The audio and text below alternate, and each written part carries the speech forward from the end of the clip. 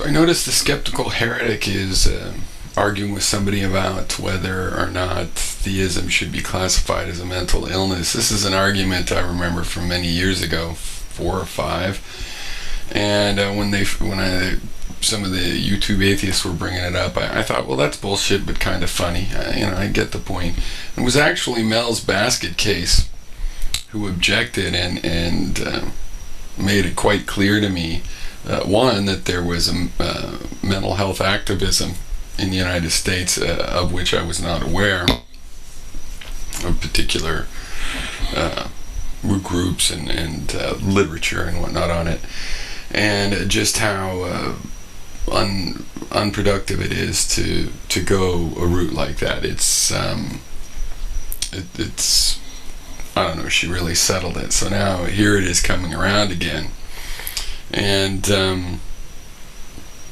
it's quite clear that when we're talking about mental health, we're talking about self-destructive or environmentally destructive of yourself and people and things around you. There's an element of functionality to it. One can believe all sorts of things without really falling into needing the help of mental health care, basically, and just being wrong, or your theory of everything not being correct. There of course are going to be similarities with mental illness, since mental illness has to do with personality and elements of mental illness. Like obsessive compulsive, everybody could be a little obsessive compulsive, but it's ridiculous then to trivially say everybody's obsessive compulsive, in the sense that that they should receive therapy or be treated as though they don't have control of this, which they very easily could. And it's really the incessant nature of a thoughts that any one of us might have had, but it's when you have them incessantly and they become a problem for you, that you have to deal with this real problem of mental health care.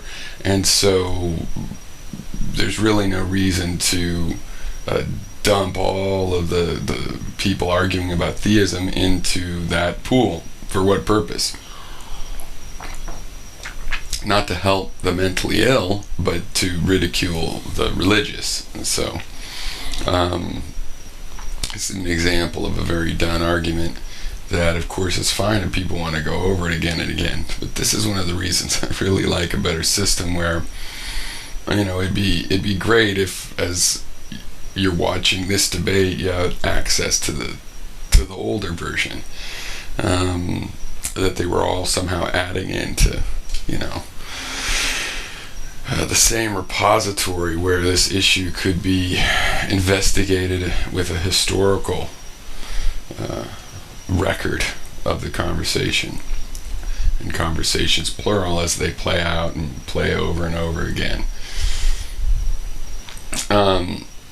I think there's some truth to the idea, again, in the sense that we all have some mental illness, but the matter of degrees are important, and the purpose of making a diagnosis is to lead to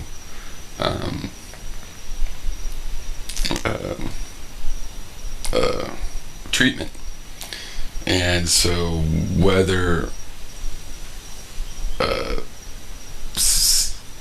a feature of a certain kind needs to be treated, whether it requires treatment, or whether treatment would be worse than the affliction, that's a medical decision. And it's not there just to help people in philosophical slash ethical slash epistemological arguments.